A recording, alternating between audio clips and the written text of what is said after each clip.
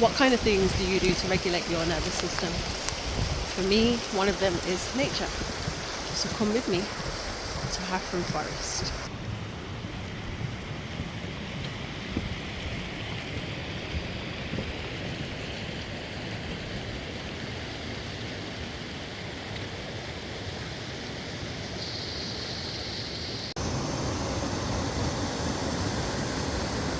Just look at that beauty. Nature is so magnificent. She provides so much to us. As you can see, it doesn't matter if it's raining or not. When nature calls, it calls and I answer. Nature's so therapeutic for me. Like, just listen to the sound of that river. Sounds beautiful, right? That's nervous system regulation itself in its purest form, without anybody having to edit, take away, remove, let go of anything or add anything additional. It's just a natural sound, and it regulates so beautifully. The things you see me talk about, I don't just talk about it, I be about it. So, Higher Self, the movement. It's a CIC. What we do, we take people into nature. It's holistic hikes. So we do yoga, we do breath work, we do guided meditations, we do nervous system regulation. Sometimes there's drumming, capoeira, qigong. I'm probably missing something somewhere, but as you can tell, it's all holistic practices to enable people to connect with nature. And this is what we're doing today.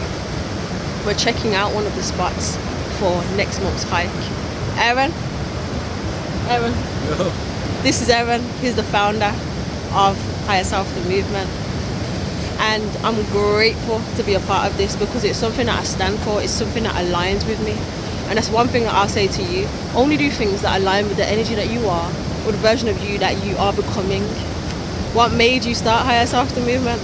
Made me start Higher Self, the movement was realizing how beneficial it is for us, like I'd say spiritually and mentally and physically, because you move in your body as well.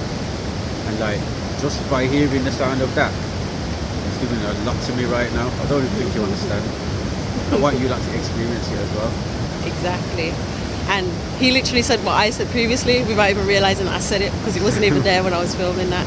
So that just clearly shows you that what we're speaking about is something that the body, the soul, the mind, the emotional state actually grasp onto and hold and feel deeply. Anything else you want to say? Get involved. Now. Sometimes people think that healing is a linear process. It's not linear. It literally is a spiral. So sometimes you may feel like, okay, I'm going to get from here to here to here. No, sometimes you may have to wheel back 3 steps back in order to collect something you forgot or remove something, or you're now ready to access that particular thing or learn that particular thing. When we understand that, we realize that step back, that 3 steps back, that 2 steps back was actually for us to quantumly 20 steps ahead. So don't ever see it as, oh, I thought I was growing. Oh, I thought I'd be further than this. Sometimes the spiral itself feels like you're slipping back into an old version of yourself. But you just need to constrict the nervous system in order to expand it. So sometimes we think it's just like, oh, cool, we regulate, that's it. But when you need to heal, you need to have that constriction. You need to feel that trauma. You need to feel those emotions. And that may feel like you're going backwards, but you're not. You're actually going forwards. And you'll project yourself a whole lot more. See it as the arrow. You're pulling back the arrow in order to let it go. And then once you let it go, it goes a whole lot more forward and projects into a whole different timeline.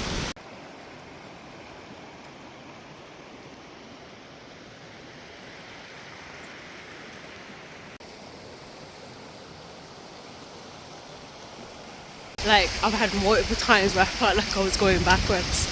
Like when you say, I am not going to react like this. Then a situation surfaces and you react like that. Sometimes you needed to react like that in order to find why you react like that.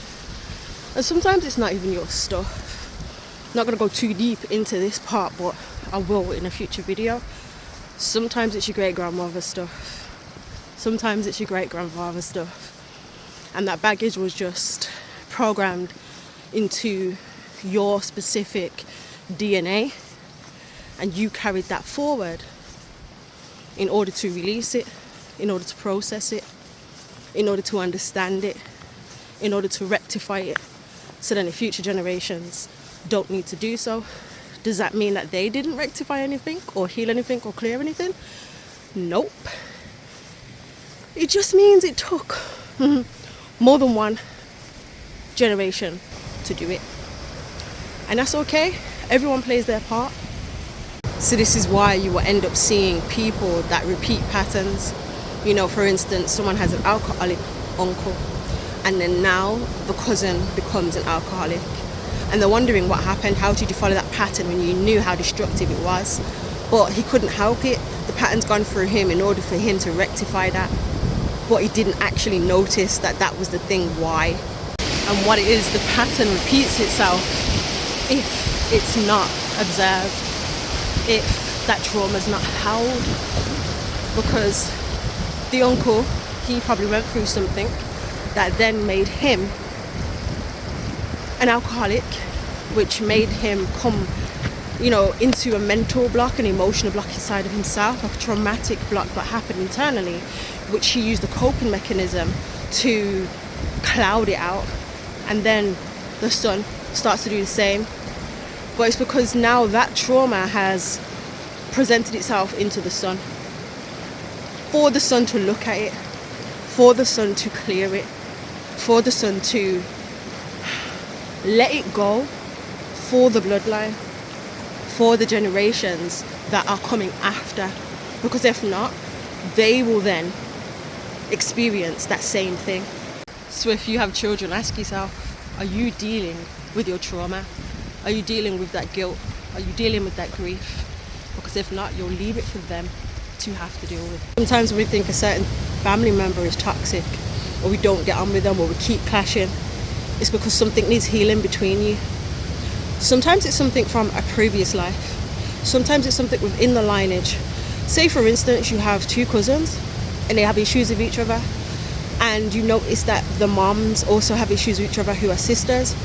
There's something that needs healing, but it's coming through these two cousins for the two mothers. So sometimes it isn't about cutting people off. Yes, sometimes you have to be wary of who has access to you, because not everybody should have access.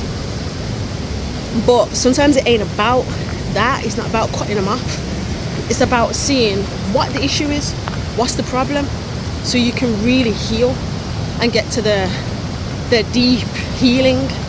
When you get to that space, you're not just healing for you, remember, you're also healing for future generations. Let me say that again.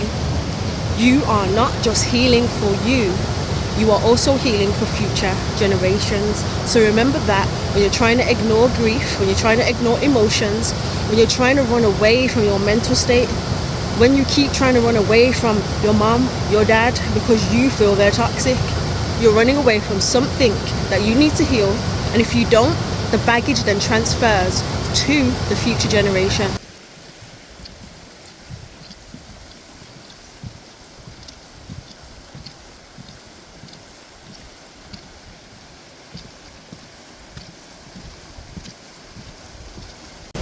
So the question is, do you want the future generation to have a greater life and clean sovereignty and freedom? Then do the healing. Do what it is that is necessary in order for you to grow. so they can flourish through you.